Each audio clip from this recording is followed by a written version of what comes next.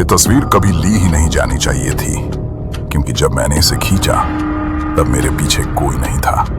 मैं 19 साल का था जब मैंने शहर से काफी दूर बने एक बंद पड़े सरकारी स्कूल में कदम रखा। ये स्कूल 1985 में अचानक बंद कर दिया गया था। सरकारी कागजों में लिखा था असुरक्षित इमारत, लेकिन गांव के लोग इसे वो स्कूल कहकर बुलाते थे। कोई नाम नहीं लेता था, कोई वजह नहीं बताता था। मैं फोटोग्राफी सीख रहा था। पुराने उजड़ी जगहों की तस्वीरें लेना मुझे सुकून देता था। जहां इंसान नहीं होते वहां की खामोशी मुझे खींचती थी। शायद इसलिए क्योंकि मैं ये साबित करना चाहता था कि डर सिर्फ दिमाग की उपज होता है। स्कूल का गेट आधा खुला था। जंग लगी जंजीर ऐसे लटक रही थी जैसे किसी ने भागते हुए छोड़ दी हो। अंदर कदम रखते ही अजीब सी ठंडक महसूस हुई। हवा रुकी हुई थी, फिर भी कानों में किसी के फुसफुसाने जैसा एहसास हो रहा था। गलियारे में टूटे बेंच पड़े थे।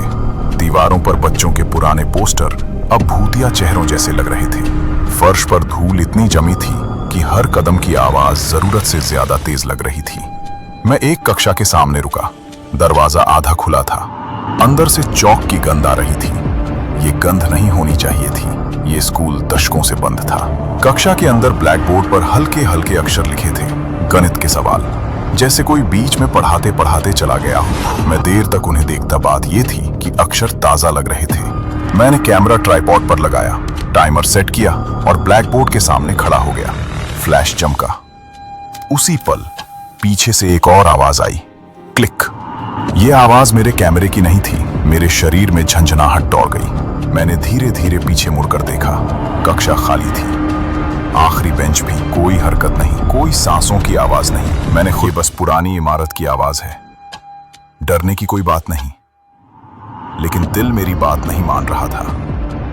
मैं तेजी से वहां से निकल आया। बाहर निकलते वक्त मुझे लगा जैसे कोई मेरी पीठ को देख रहा हो। मैं मुड़ा नहीं, मैं दौड़ता रहा। रात को घर आकर मैंने कैमरे की फाइलें खोली। पहली तस्वीर बिल्कुल वैसी ही थी जैसी मैंने सोची थी।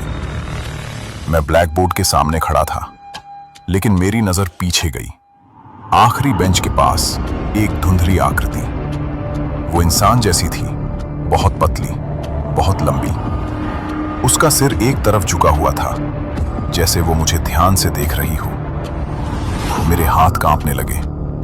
मैंने तस्वीर जूम की। आकृति और साफ हुई। उसका चेहरा नहीं दिख रहा था, सिर्फ आंखों की जगह गहरा काला खालीपन था।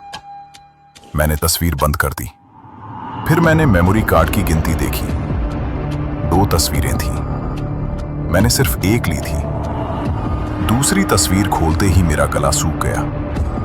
वही कक्षा, वही ब्लैक बोर्ड, वही लाइट, लेकिन इस बार मैं तस्वीर में नहीं था। तस्वीर आखिरी बेंच से ली गई थी।